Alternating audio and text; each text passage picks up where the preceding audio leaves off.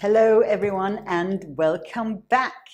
Now, history is not neutral, we all know that, and how it's interpreted often reflects national identity, values and cultural assumptions. Museums can either reinforce this or they can challenge it. In this video, I thought we should explore how different countries can tell very different stories about the same historical event, and have a look at how museums can help us navigate those different perspectives. And I wanted to dive into a very specific historical event that's been interpreted and told very differently in two different parts of the world. As always, remember to like the video, subscribe to the channel and add your comments below. And if you have any examples of the complexities of interpretation and different perspectives of perhaps the same historical events, it would be really, really interesting to hear from you. But let's dive into this. Let's take one of the most iconic races in exploration history, the race to the South Pole. In December 1911, Norwegian explorer Roald Amundsen and his team became the first people to reach the South Pole. Just over a month later, on the 17th of January 1912, Robert Falcon Scott and his British team also arrived, only to find the Norwegian flag already planted. Scott's return journey was a tragedy, and his men died from a combination of exhaustion, cold, and starvation. But here is where it gets interesting, because depending on where you are from, this story is framed quite differently. So let's just have a look at what really happened here. Now, the South Pole was in many ways one of the great unexplored corners of the world. It was the last great geographical challenge, if you like. And for a long time, it was believed that the battle to control the area was expected to be between the United States and the British Empire. However, this is where Norwegian Roald Amundsen entered the picture. He drove his ship Fram towards Antarctica. He was quite a famous explorer himself already. By the way, if you're interested, the Fram is a fantastic ship. You can go visit it at the Fram Museum in Oslo. It was a three-masted schooner and designed for polar exploration. And used both in the Arctic and Antarctic for exploration. It's a quite fantastic vessel to go have a look at if you happen to be in Oslo at some point. But Amundsen and Scott were two very different men with very, very different approaches. And I think this is probably also a part of why history has interpreted this particular race to the pole in very, very different ways. Amundsen was known to be a very, very thorough planner. He left nothing to chance. He learned from those who knew the terrain. He adapted his equipment, skis, sled dogs, Inuit-style cold weather fur clothing, to the extreme conditions of the ice. Scott, on the other hand, opted for a more traditional method. He used ponies, most motorized sledges, which I'm afraid to say broke down. The ponies weren't at all suitable for this kind of environment. They often broke through the ice. They didn't have the same resilience as dogs in this environment. And he also seemed to rely on the faith in human endurance. He also didn't really bother to learn how to ski, but one thing he did have that Amundsen didn't was a keen interest in science and in exploring the area. So he brought with him scientists and photographers, cinematographers and so on, in order to really explore this very vast and very harsh area that is the Antarctic. And Scott also had another thing going for him. He was a very good storyteller. He was clearly a good writer, which we can see from his diary. He had a way with words. He had also a way of expressing himself and explaining and painting a picture to people who had no idea about what these sort of environments were, what it was like to actually exist and survive in these kind of impossible for humans environments. But he had a real gift for explaining that. Amundsen was also was often described as being a bit more unsociable, and maybe a bit more sort of closed in his approach. I suppose that comes from often being in very isolated places around the world. And he was almost manic in his way of planning. He never ever left anything to chance. And it also meant that his team was put together not by intellectuals or scholars or scientists, but primarily men with physical strength, with a very specific skill necessary for survival. They were master navigators. They skied well, all of them. They were able to handle dogs. There were only a couple of them who had no polar experience at all.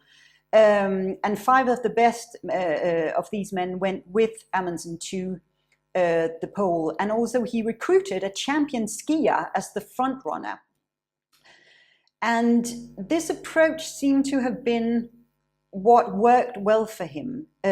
He entirely adopted the style of Inuit people used to living in these harsh environments, where Scott seemed to have been adopting a more traditional naval approach and a belief in human endurance, if you like. Some would say that's a very British belief, at least at the time.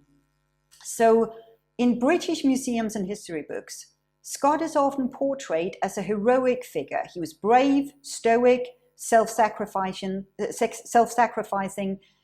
embodying the values of the British Empire and this noble failure, if you can call it that. And his diary, found in his tent after his death, is often quoted for its emotional power and this sense of duty. None of the men from Scott's team survived. He was himself found with 2 of his teammates by a search team in his tent, all 3 of them lying in their sleeping bags, probably died of starvation and exhaustion. However, in the Scandinavian narrative, Scott is sometimes viewed as a cautionary tale, a leader who was poorly prepared, rigid in his methods, and unwilling to learn from already existing Arctic cultures. In contrast, in Scandinavian narratives, Amundsen is often celebrated not just for winning the race, which he did, but for his use of local knowledge, such as relying on dog sledge, using fur clothing, and studying Inuit survival techniques. So we have here 2 very different men representing very different beliefs and cultures, but also 2 different approaches to going about exploration, courage, strength, and for approaching what must have seemed at the time to be the impossible.